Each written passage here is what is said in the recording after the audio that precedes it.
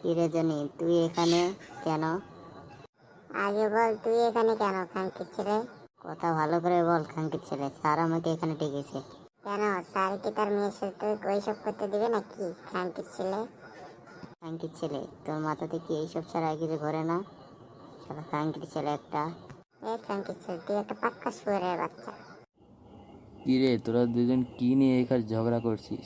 খানকির ছেলে, আমরা ভাবছি কি আমরা দুজনের মধ্যে কে তো সেটা ভাঙবে। হ্যাঁ খানকির ছেলে, আমরা দুজন মিলে আজ তো সেটা ভাঙবো। কি? আমি কি করলাম? আমার কি দোষ রে খানকির ছেলে? তোরা বললেই হলো আমার সেটা ভাঙবি? আমি কি করেছি যে তোরা আমার সেটা ভাঙবি?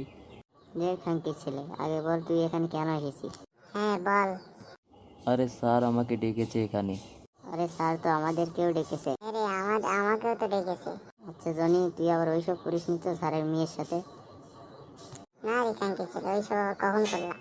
খানকির ছেলে, কালকে আমি স্যারের কাছ থেকে আম চুরি করেছি, সেই কথা বুঝি স্যার জেনে গেছে, তাই আমাকে হয়তো ডেকেছে এখানে। খানকির ছেলে, কালকে তুই আম চুরি করছিস? আমি তো সেই গাছের পাশের গাছ থেকেই পেয়ারা চুরি করছি রে খানকির ছেলে। তাহলে কি আমাকে ওই জন্যই ডেকেছে? কি খানকির ছেলে, কালকে তোরা দুজন ওই জায়গায় চুরি করছিস? কেন, কালকে কি তুই ওই জায়গায় ছিলি নাকি? হ্যাঁ রে খানকির ছেলে, আমি তো কালকে ওই গাছের পাশের গাছ থেকে জাম চুরি করছিলাম। কেলো করেছে রে খানকির ছেলে, তোরা কি করেছিস এইসব?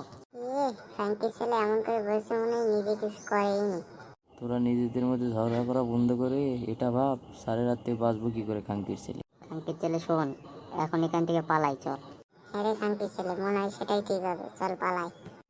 হ্যাঁ হ্যাঁ খানকির ছেলে, চল পালাই সবাই।